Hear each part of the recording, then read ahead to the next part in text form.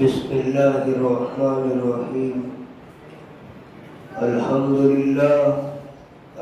لله نحمده ونستعينه ونستغفره ونؤمن به ونتوكل عليه ونعوذ بالله من شرور أنفسنا ومن سيئات أعمالنا.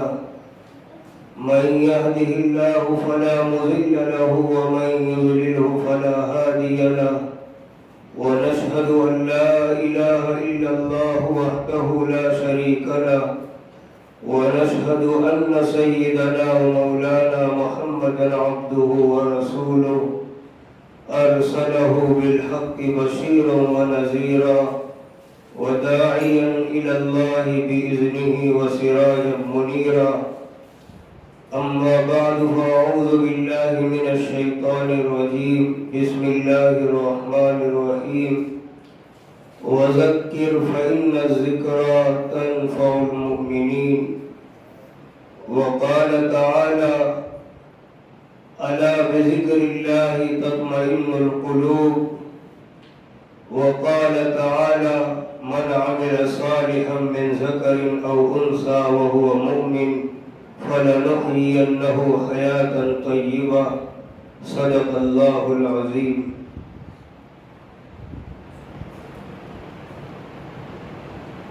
میرے محترم بزرگوں اور پیاری ماؤں بہنوں،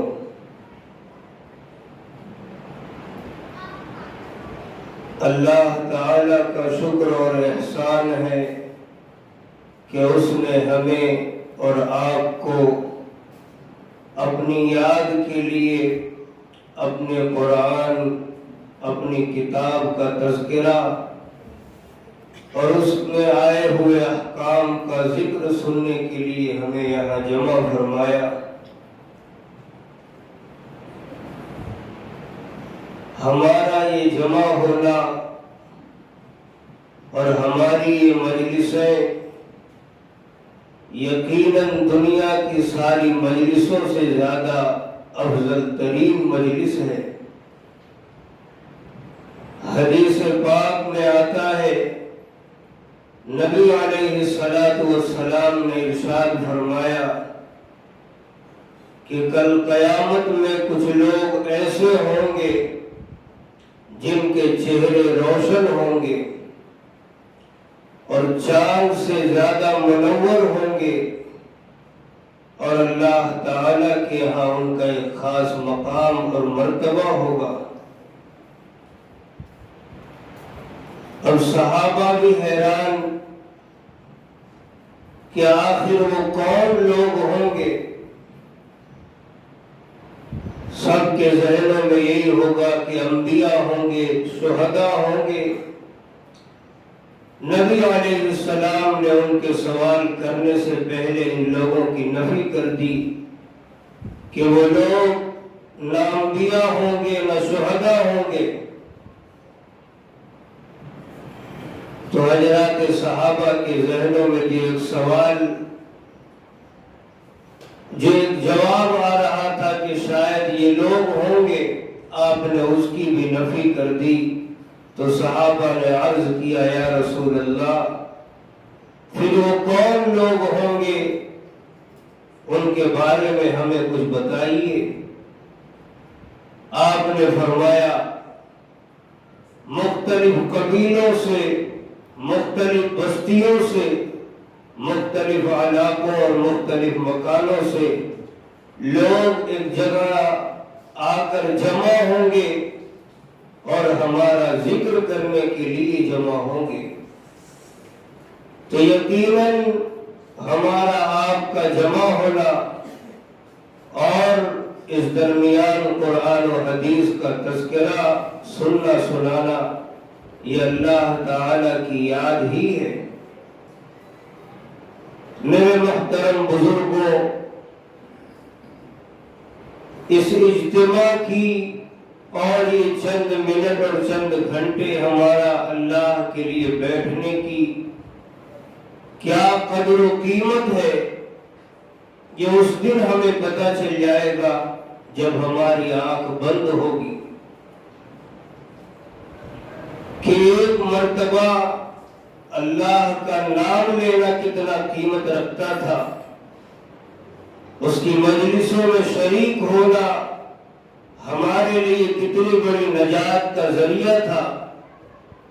آج ہمیں اگر اس دنیا میں اس کی قدر و قیمت نہیں معلوم ہوتی اور ہم نے سمجھنے کی بھی کوشش نہیں کی تو یقیناً ایک دن سمجھ آ جائے گا جس دن ہماری موت واقع ہو جائے گی۔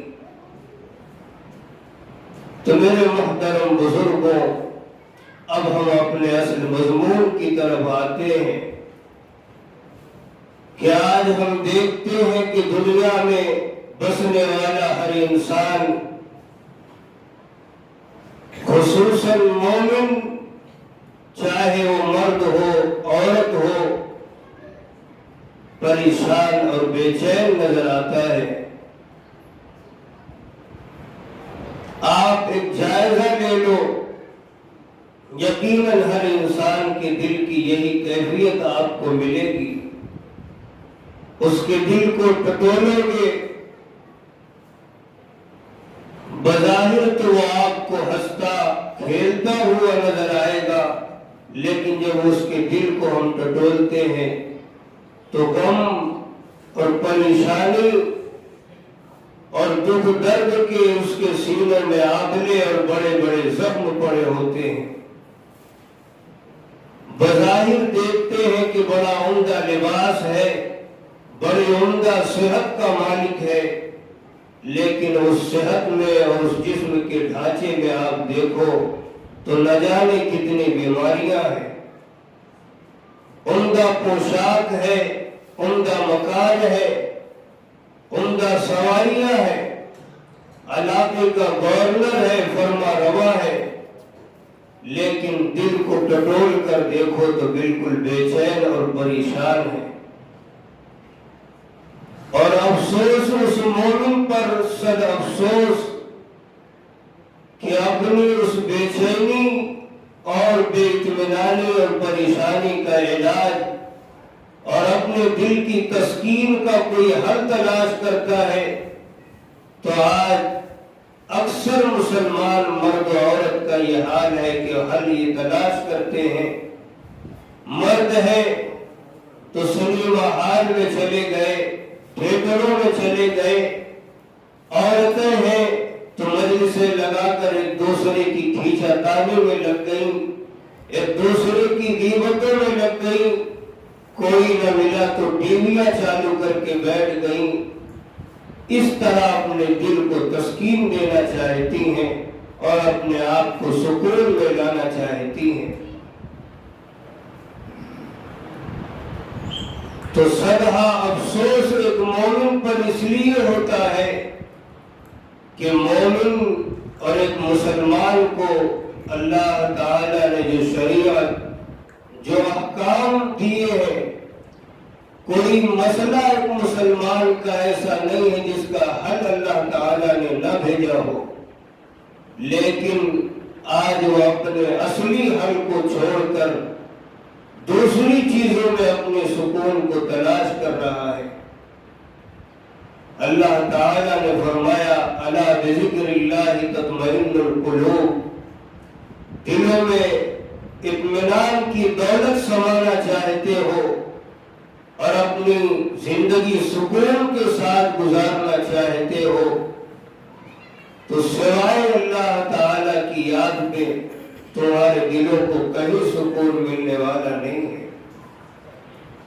اگر خیر چاہتے ہو، عافیت چاہتے ہو، اعمال صالحہ اپنی زندگی میں پیدا کرو، اچھے اعمال اپنی زندگی میں پیدا کرو۔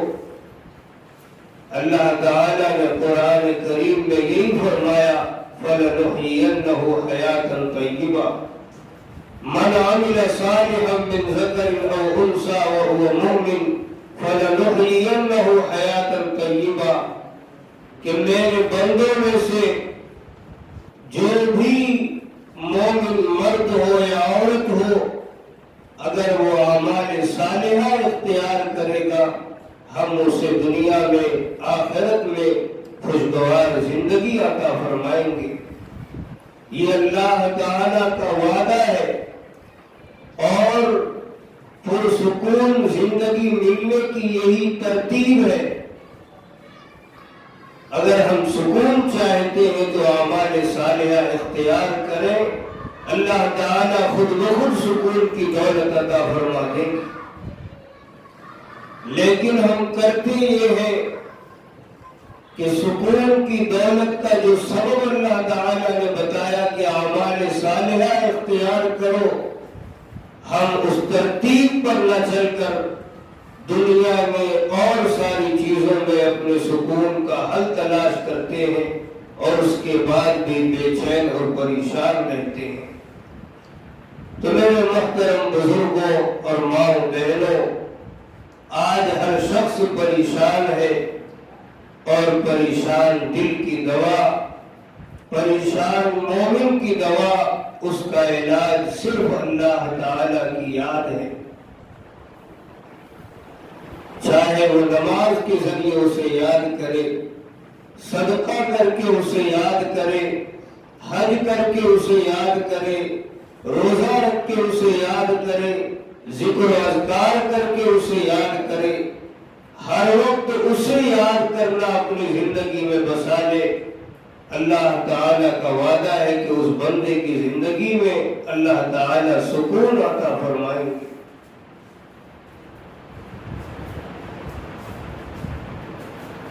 ایک صحابی اللہ کے نبی صلی اللہ علیہ وسلم کی خدمت میں آئے اور عرض کیا، یا رسول اللہ، بہت پریشان ہو، بہت تنگ دست ہو، بڑے حالات کا مارا ہوا ہوں، ایسا لگتا ہے کہ میں نے دنیا کو نہیں چھوڑا، دنیا ہی نے مجھ سے منہ پھیر لیا ہے۔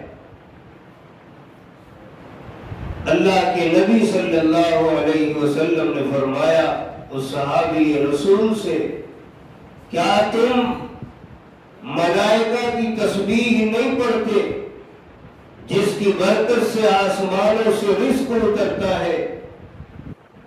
صحابی کہنے لگے، نہیں۔ اللہ کے نبی صلی اللہ علیہ وسلم نے فرمایا، تم یہ تسبیح پڑھا کرو، سبحان اللہ وبحمدہ، سبحان اللہ العظیم وبحمدہ، استغفر اللہ۔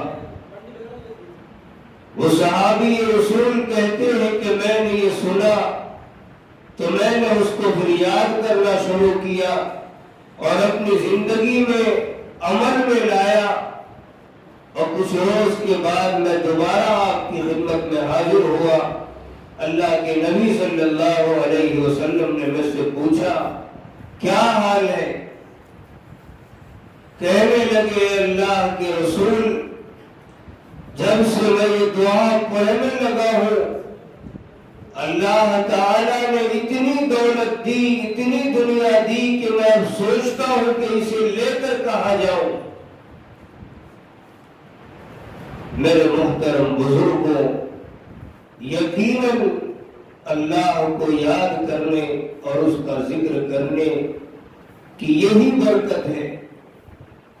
یہ تو ایک مختصر واقعہ ہے، انسان جس اعتبار سے بھی اپنے آپ کو بے چین سمجھتا ہو، جس معاملے کے متعلق اپنے آپ کو پریشان سمجھتا ہو، اللہ رب العزت کی بارگاہ میں فریاد کرے، اسے یاد کرے، وہ دیکھے گا کہ یاد کرتے کرتے ہی اللہ تعالیٰ اس کی مدد اور نصرت فرمائیں گے۔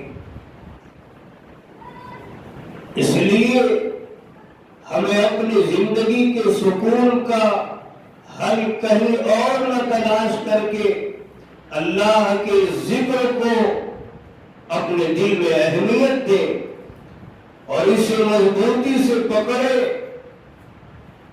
کل قیامت میں جب بندوں کے اعمال نامے تولے جائیں گے، اس دن اللہ کے ذکر کی کیا قیمت ہے ہم کو اندازہ لگ جائے گا۔ حدیث پاک میں آتا ہے کہ آسمان اور زمین اور جو کچھ کائنات میں ہے سب ایک پلے میں رکھا جائے گا اور ایک کلمہ طیبہ لا الہ الا اللہ دوسرے پلے میں رکھا جائے گا اور اسی کلمے کا پلہ بھاری ہو جائے گا۔ ایک حدیث پاک میں آتا ہے کلمے کی برکت دیکھیے، ایک بندہ اللہ تعالی کے دربار میں پیش کیا جائے گا، اس بندے کے اعمال نامے کے 99 دفتر گناہوں سے بھرے ہوں گے،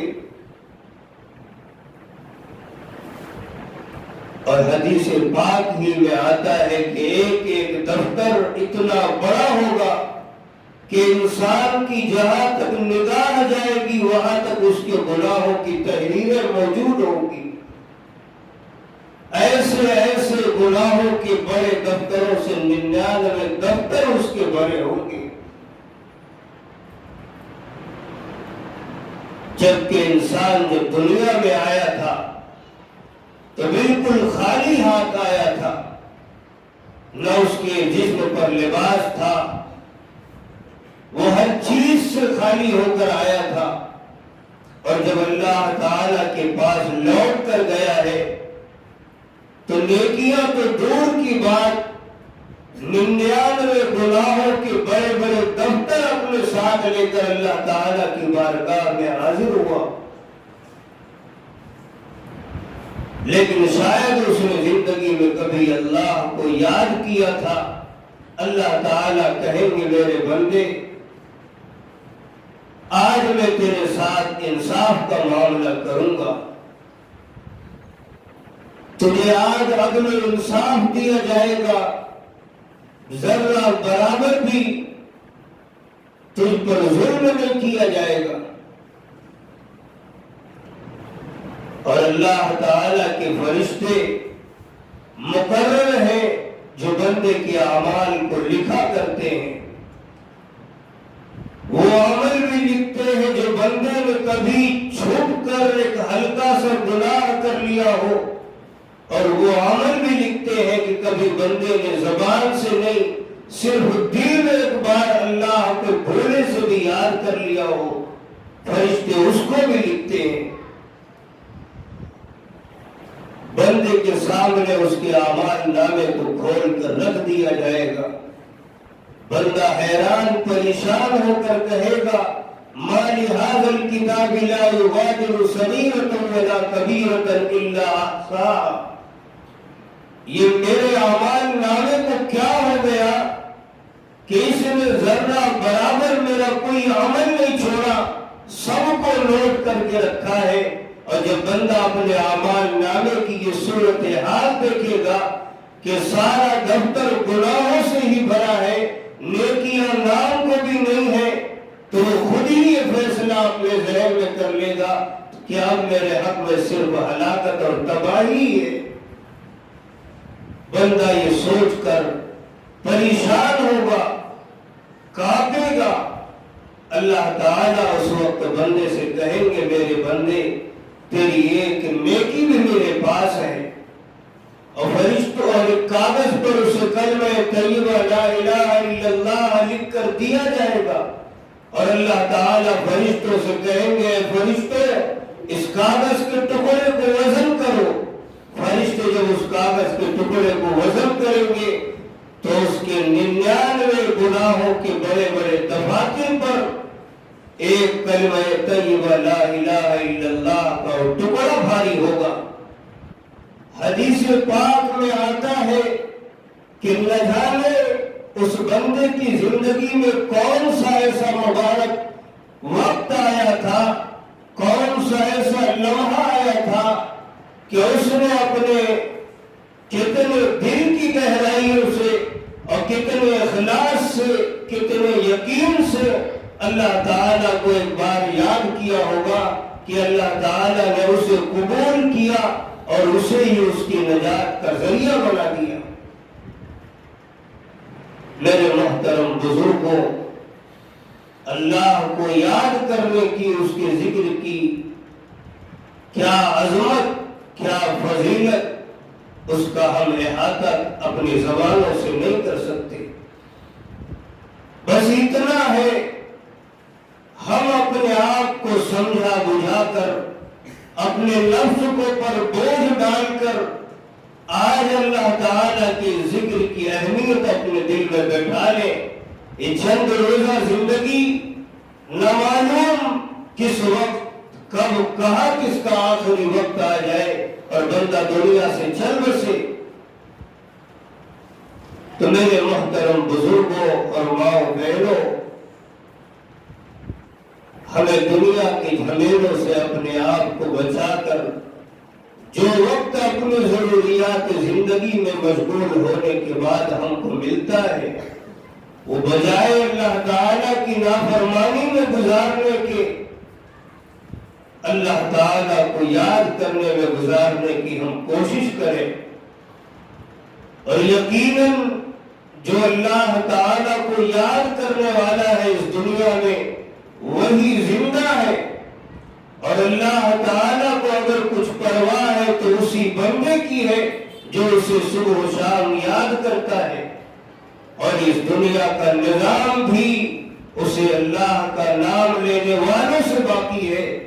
حدیث پاک میں آتا ہے، جب تک میرا ایک بھی اللہ اللہ کہنے والا بندہ اس روح زمین پر زندہ رہے گا، یہ سارا نظام کائنات چلتا رہے گا۔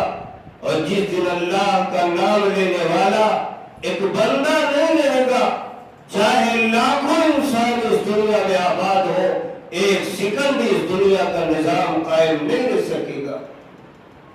یہ اللہ کو یاد کرنے کی بدولت یہ دنیا قائم ہے، اور اسے یاد کرنے کی بدولت اللہ تعالیٰ کا اس سے رشتہ ہے، اور اسی بندے پر اس کی نظر عنایت ہوگی۔ اور اسی لیے اللہ تعالیٰ بار بار اپنے بندوں کو آگاہ بھی کرتے ہیں، وَلَا تَكُونُوا كَالَّذِينَ نَسُوا اللَّهَ فَأَنسَاهُمْ أَنفُسَهُمْ، خبردار ان لوگوں میں سے مت ہو جانا جنہوں نے مجھے روئے زمین پر بھلا رکھا ہے۔ ان کی تو کیا دشا ہوگی جنہوں نے مجھے بھلا کر رکھا ہے، انہیں اس جرم کی پاداش میں ان کو ان کی جان سے بے پرواہ کر دیا جائے گا۔ اب وہ دنیا میں حیران ہو، پریشان ہو، تباہ ہو، برباد ہو، فاقے میں ہو، بھکمری کے شکار ہو، اللہ تعالیٰ کو کوئی پرواہ نہیں ہے۔ اللہ تعالیٰ کو پرواہ صرف اپنے ان بندوں کی ہے جو ان کو یاد کرتا ہے۔ مدد و نصرت کا وعدہ انہی بندوں سے ہے جو صبح و شام ان کی اطاعت میں گزارتا ہے۔ تو میرے محترم بزرگوں اور ماؤں بہنوں، ہم کو اللہ تعالیٰ کی یاد کی دولت اپنے دل میں بسانے کی ضرورت ہے۔ چاہے نہ چاہے اس کو اپنے دل میں اہمیت دینے کی ضرورت ہے۔ کل قیامت میں جب ہر انسان قبر اور حشر کی منازل طے کرنے کے بعد جنت کے بالا خانوں میں اپنے اعمال کے مطابق پہنچے گا اور اپنے اعمال کا صلہ اور نتیجہ دیکھے گا، اور اپنے دنیا کے چھوٹے چھوٹے عمل کے بدلے بڑے بڑے انعامات کا جب وہاں وہ مشاہدہ کرے گا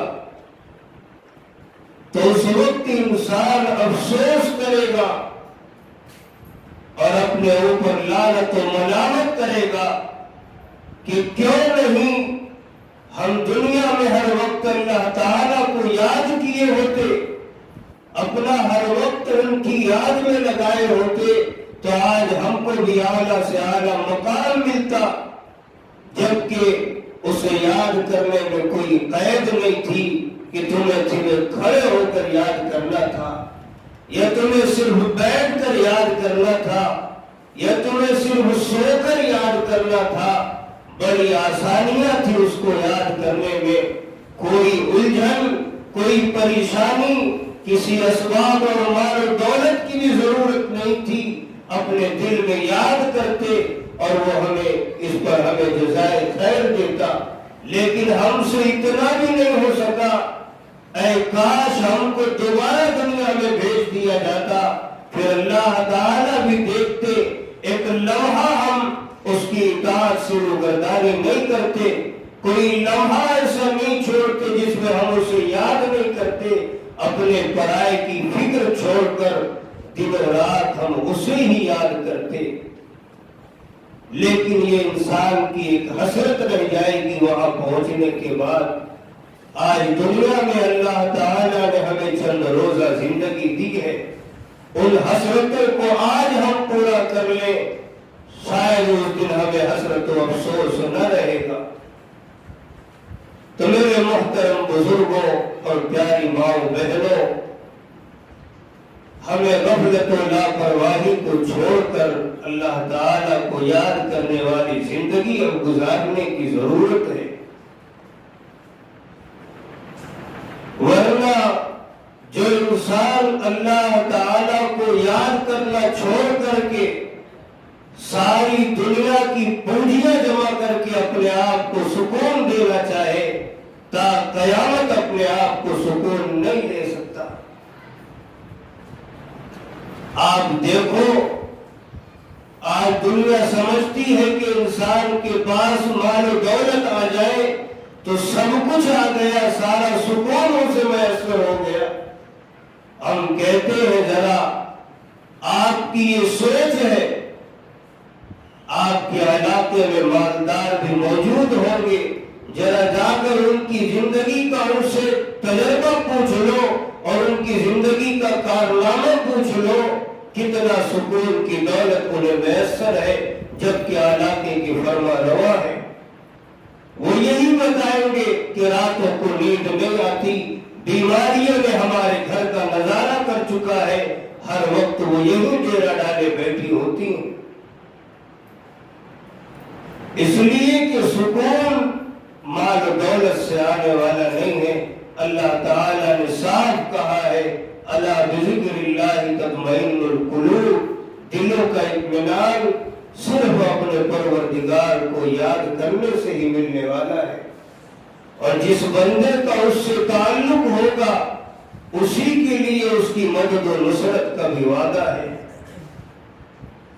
ایک بزرگ تھے، بیت اللہ کا طواف کر رہے تھے، کہتے ہیں کہ میں طواف کرتے ہوئے دیکھا کہ ایک عورت بھی طواف کر رہی ہے اور ساتھ ہی ساتھ کہہ رہی ہے، یا کریم یا کریم عہدک القدیم، اے میرے کریم، اے میرے کریم، میرا تجھ سے عہد و پیمان ایک پرانا اور قدیم وعدہ ہے۔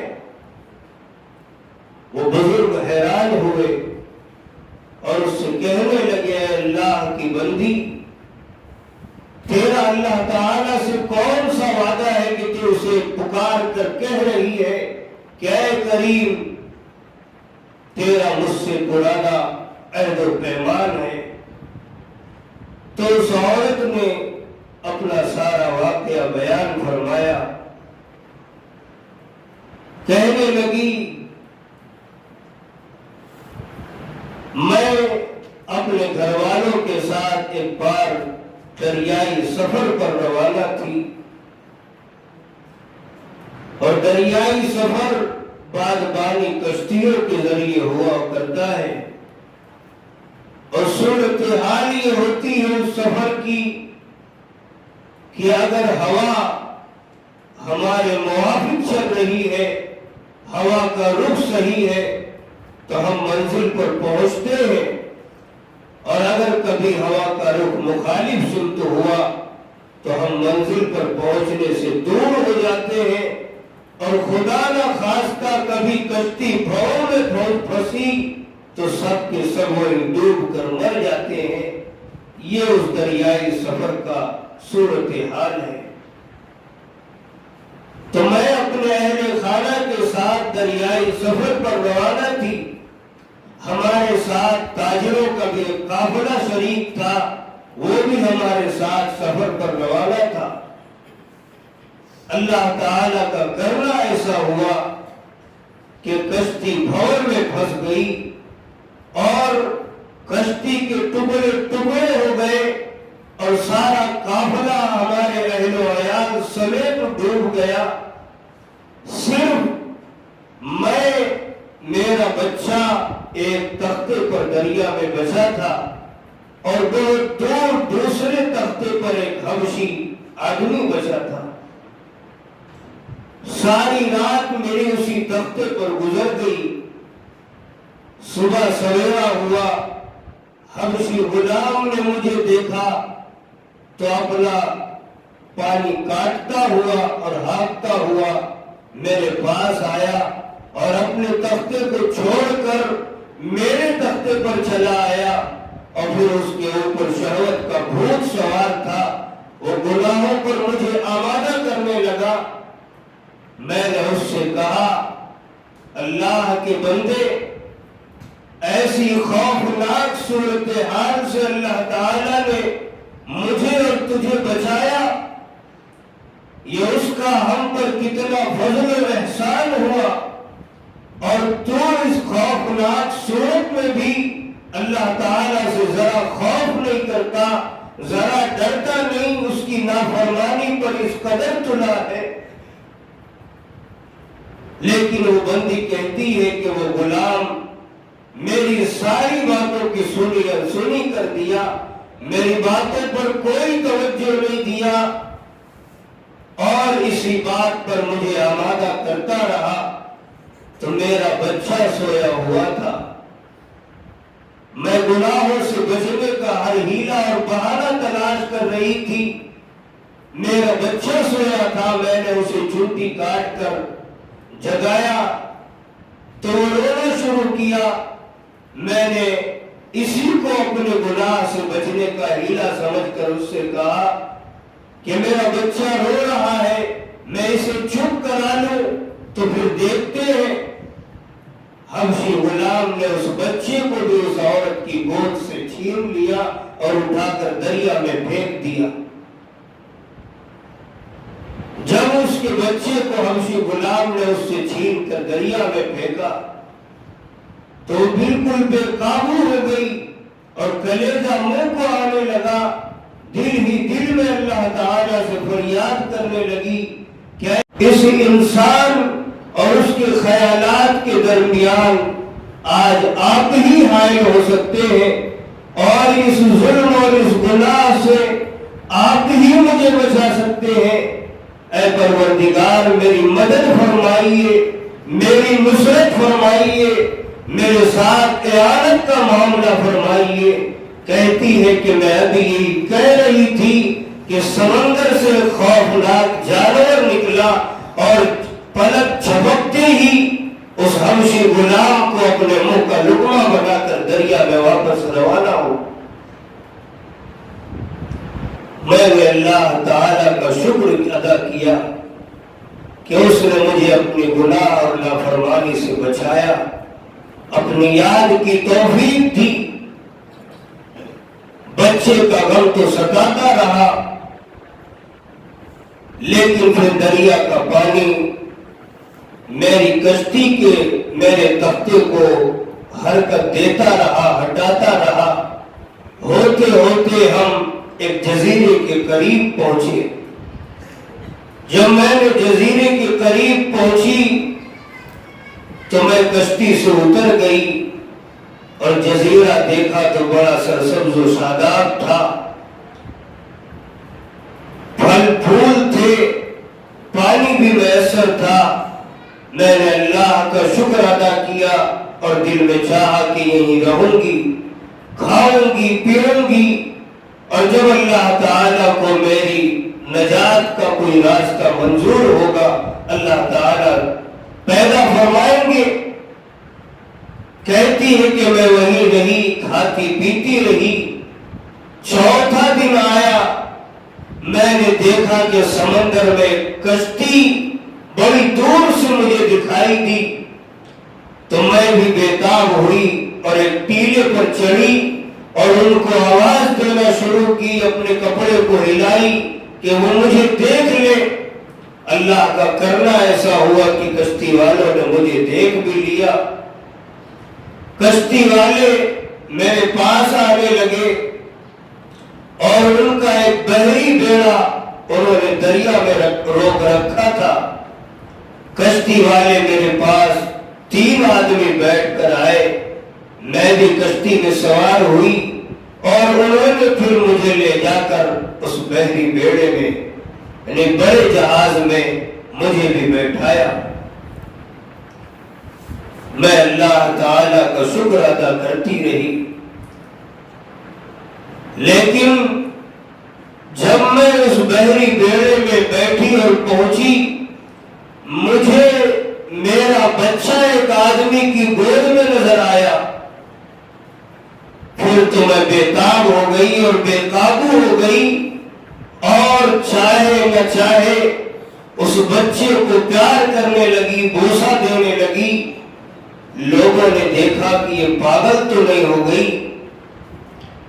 اس سے کہا کہ تجھے کیا ہوا، تو پاگل نہیں تو ہو گئی، یہ کیا یہ تیرا بچہ ہے؟ کہنے لگی ہاں یہ میرا ہی بچہ ہے۔ اب وہ ماننے کو تیار نہیں کہ یہ تیرا بچہ کہاں سے ہے۔ تو اس نے سارا واقعہ بیان کیا کہ مجھ پر کیا دن گزرے اور حبشی غلام نے میرے بچے کے ساتھ کیا سلوک کیا۔ جب یہ سارا ماجرا اس عورت نے ان مسافروں کو سنایا تو وہ حیران اور دنگ رہ گئے اور کہنے لگے اللہ کی بندی تیرا معاملہ تو بڑا عجیب ہے۔ اور پھر کہنے لگی کہ سن، میں بھی تجھے ایک عجیب اور غریب ہی واقعہ سناتا ہوں۔ ہم لوگوں کے ساتھ بھی سفر میں ایسا ہی تعجب خیز واقعہ پیش آیا اور بیان کرنا شروع کیا کہ ہم لوگ بحری جہاز پر سے سفر پر روانہ تھے۔ اللہ کا شکر کہ ہوا بھی موافق تھی، بڑی آسانی سے ہمارا سفر طے ہو رہا تھا۔ اچانک ہم دیکھتے ہیں کہ ہماری کشتی اور ہمارے بحری بیڑے کے سامنے ایک جانور بہت بڑا نمودار ہوا اور دیکھتے ہیں کہ اس کی کمر پر، اس کی پشت پر یہ بچہ بیٹھا ہوا تھا اور ایک اعلان کرنے والا اور ندا دینے والا یہ ندا دے رہا تھا، یا تو اس بچے کو لے لو ورنہ تمہارا سفر آگے جاری نہیں ہو سکے گا اور تمہیں نقصان اور مصیبت کا شکار ہو سکتے ہو۔ ہمارے قافلے سے پھر ایک آدمی اترا اور اس جانور کی کمر سے اس بچے کو اٹھا کر کشتی میں لایا اور پھر وہ جانور فوراً غائب ہو گیا اور پھر اس بچے کو لے کر ہم اگلے سفر پر روانہ ہوئے۔ تو میرے محترم بزرگوں، یہ اللہ کا وعدہ ہے اپنے مومن بندوں کے ساتھ، اسے یاد کرنے والوں کے ساتھ، انہی کی بنیاد پر یہ دنیا قائم ہے، اسی کی بنیاد پر اس کی مدد اور نصرت کے وعدے ہیں۔ ہم اپنی زندگی کا جائزہ لیں، اپنے آپ کو اب ٹٹولے کہ ہم اپنی پریشانیوں کے حل کے لیے کتنا اللہ کو یاد کیا ہے اور کتنا دنیا کے اسباب و وسائل کے پیچھے پڑے ہیں۔ میرے محترم بزرگوں اور ماؤں بہنوں، اللہ تعالی نے ہمیں مسلمان بنایا، ہمیں ایمان والا بنایا۔ ہماری زندگی کیسی ہونی چاہیے اس کا اس نے ہمیں دستور بھی دیا۔ ہماری صبح کس طرح گزری، ہماری دوپہر کس طرح گزرے، ہماری شام کیسے گزرے۔ ہم کو چاہیے کہ اپنی زندگی پر نظر ثانی کریں، اپنے اعمال کا جائزہ لیں اور اپنے اعمال کی اصلاح کرنے کی کوشش کریں۔ اللہ تعالیٰ سے دعا کریں اللہ ہمیں کہنے سننے سے زیادہ عمل کی توفیق عطا فرمائے۔ آمین وما علینا الا البلاغ۔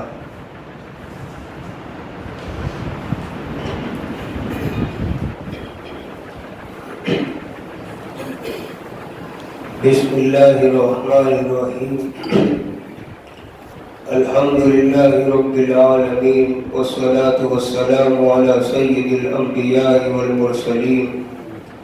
اللہم انت السلام ومنک السلام وإلیک یرجع السلام، حینا ربنا بالسلام وادخلنا دار السلام، تبارکت ربنا وتعالیت یا ذا الجلال والإکرام۔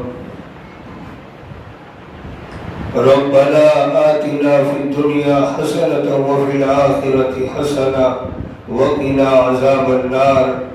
ربنا لا تزغ قلوبنا بعد إذ هديتنا وهب لنا من لدنك رحمة إنك أنت الوهاب۔ ربنا ظلمنا أنفسنا وإن لم تغفر لنا وترحمنا لنكونن من الخاسرين۔ یا فاطر السماوات والارض انت ولی فی الدنیا والآخرہ، توفنی مسلما والحقنی بالصالحین۔ یا مصرف القلوب صرف قلوبنا على طاعتک وطاعت رسولک وعملا بکتابک۔ یا مقلب القلوب ثبت قلبی على دینک۔ اے اللہ تعالی ہمارے گناہوں کو معاف فرما دیجئے، اے اللہ ہماری خطاؤں کو درگزر فرما دیجئے، ہماری کوتاہیوں کو معاف فرما دیجئے۔ اے اللہ ہمیں توبہ تائب کی توفیق عطا فرما، اے اللہ ہمیں اپنا خوف اپنی خشیت عطا فرما، ہمیں توبہ نصوح کی توفیق عطا فرما، آسانیاں عطا فرما، مشکلات کو دور فرما۔ اے ہمارے پروردگار، جیسی آپ ہماری زندگی بنانا چاہتے ہیں، اے اللہ جیسی زندگی گزارنے کے آپ ہم سے طلبگار ہیں، اے پروردگار اپنے فضل و کرم سے ہمیں ویسی زندگی گزارنے کی توفیق عطا فرما۔ اے اللہ ہمیں اب وہ زندگی عطا فرما جو ہمارے پچھلے گناہوں کا کفارہ ہو، آئندہ ترقی درجات کا ذریعہ ہو۔ اے اللہ ہمیں تقوی طہارت کی زندگی نصیب فرما، خوف و خشیت کی زندگی نصیب فرما، اتباع شریعت و سنت کی زندگی نصیب فرما۔ اے اللہ ہمیں اپنی یاد کی توفیق دوامی نصیب فرما۔ اے اللہ اپنی عظمت کا ہمارے دلوں میں استحضار پیدا فرما، اپنی بڑائی کا ہمارے دلوں میں استحضار پیدا فرما۔ اے اللہ ہماری زندگی کو بدل دیجئے، ہماری زندگی کی صبح و شام کو بدل دیجئے۔ اے اللہ ہماری زندگی اپنی مرضیات کے مطابق بنا لیجئے۔ اے اللہ ہم نے جو مانگا ہے وہ بھی عطا فرمائیے، جو مانگنے سے رہ گیا نہیں مانگ سکے وہ بھی عطا فرمائیے۔ اے اللہ ہماری دعاؤں کو اپنے فضل و کرم سے قبول فرما لیجیے۔ ربنا تقبل منا انك انت السميع العليم وتب علينا يا مولانا انك انت التواب الرحيم، وصلى الله تعالى على خير خلقه محمد وآلہ واصحابہ وذریاتہ وآل بیتہ اجمعین، آمین برحمتک یا رب۔